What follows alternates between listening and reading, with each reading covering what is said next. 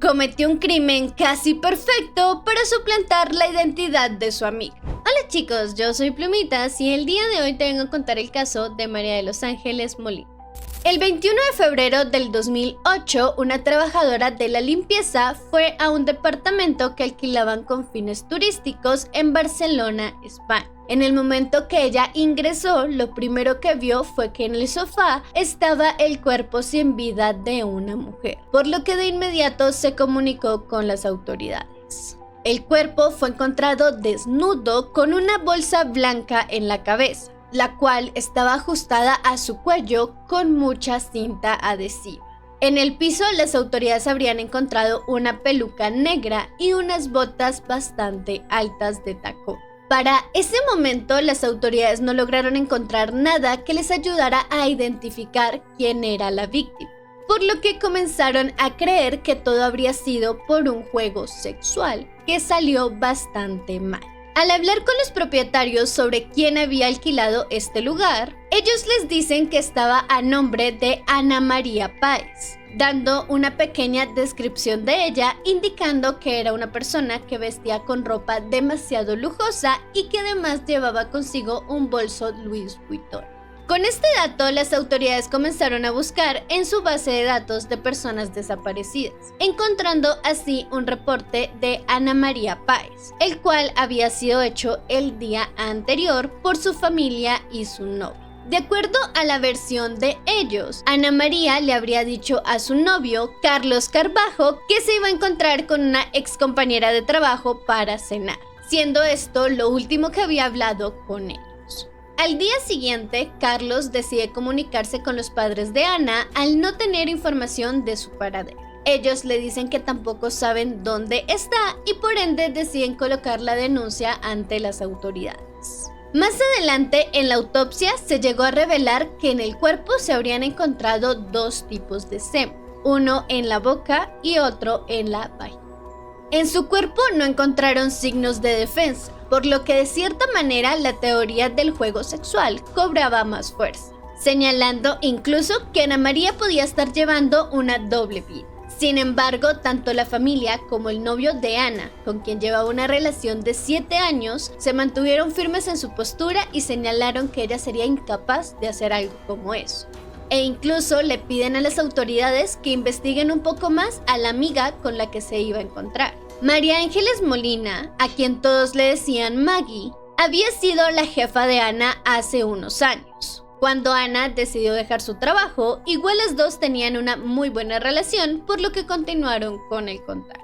Y de acuerdo a lo que sabía la familia de Ana, Maggie había alquilado una casa y quería mostrársela a ella.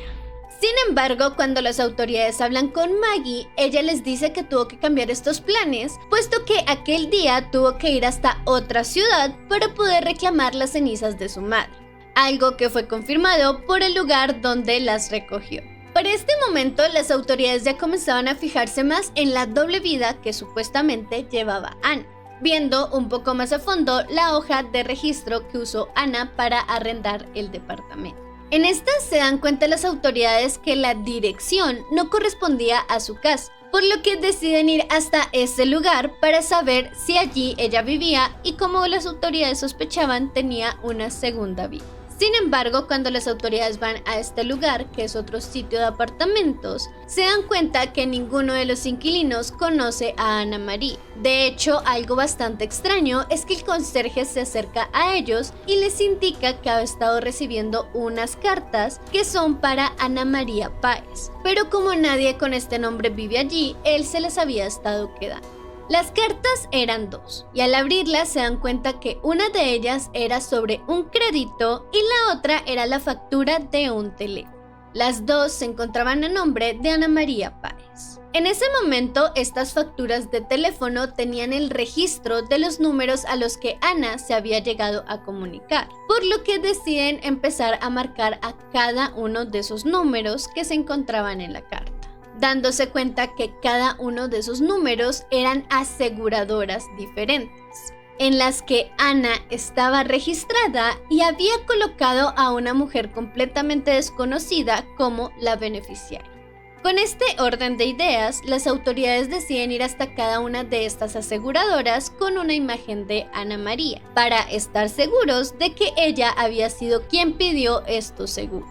Sin embargo, en el momento que hablan con estas personas, cada uno de ellos indican que ella no era la persona que había hecho el trámite. En ese momento comienzan a sospechar que una persona se estaba haciendo pasar por Ana María, y para ellos la principal sospechosa sería la beneficiaria de los seguros, quien estaría bastante interesada en que Ana perdiera la vida.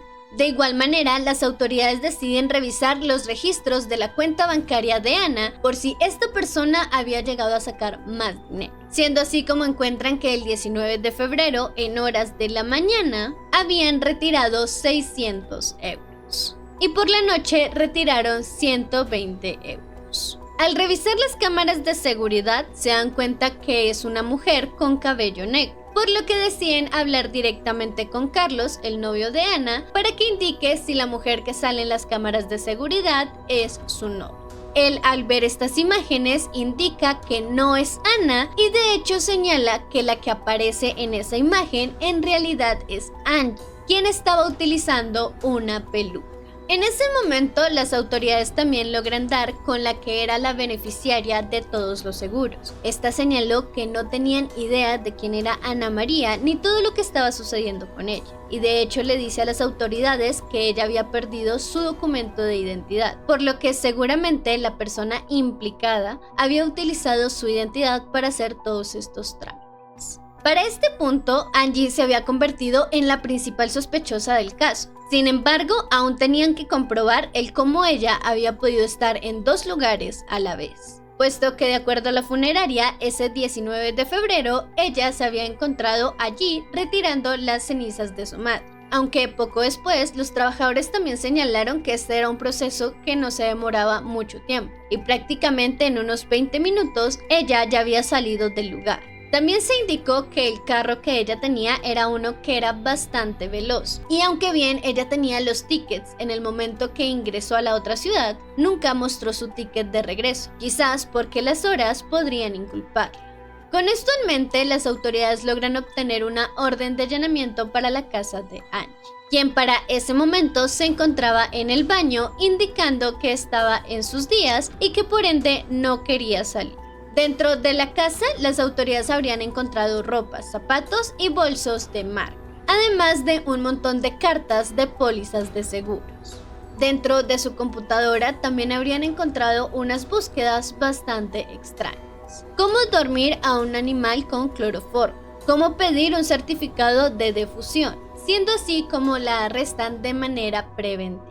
Para este momento, Angie estaba llevando una relación con un hombre quien se había llegado a enterar apenas de todo lo que estaba sucediendo. En ese momento, él, intentando ayudarla y creyendo en su inocencia, decide ir hasta su casa y comenzar a buscar cosas que la ayudaran a salir libre del caso. Sin embargo, realmente lo que él encuentra es todo lo contrario. En el baño donde ella había estado en el momento que llegaron las autoridades, detrás del retrete él había encontrado un bolso con el documento de identidad y el pasaporte de Ana María, siendo algo que él decidió entregarle a las autoridades apenas lo encontró. Dentro de otras evidencias que llegaron a recolectar las autoridades en su contra, fue la peluca negra que habían encontrado en la escena del crimen. Esta contenía cabellos de Angie, e incluso posteriormente las autoridades encontraron que Angie había ido a un lugar de bailarines hombres, a los cuales les había pedido que llenaran 2 envases con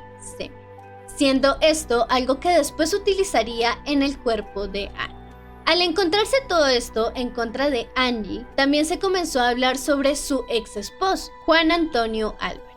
Juan era un empresario hotelero argentino, quien tenía una gran fortuna. En su momento, Angie lo habría engañado, indicando que ella también venía de una gran familia española, llena de lujos y de dinero. Sin embargo, él más adelante se entera de esta mentira y aún así decide perdonarla y casarse con ella. Para 1991 tuvieron a una pequeña niña. Para este momento, Angie vivía una vida llena de lujos y excesos, lo que de cierta manera llegó a cansar a Juan. quien incluso comenzó a buscar un abogado para su proceso de divorcio, algo de lo que al parecer Angie se enteró. El 22 de noviembre de 1996, Juan fue encontrado sin vida en su casa. Según la autopsia, él mismo había tomado algo para quitarse la vida, por lo que su muerte fue catalogada como un suicidio. Poco después de su muerte, Angie comenzó a intentar reclamar el seguro de vida de Juan. Sin embargo, como su muerte había sido catalogada de esta manera, ella no podía reclamar ninguno de los seguros, siendo algo que le molestó bastante.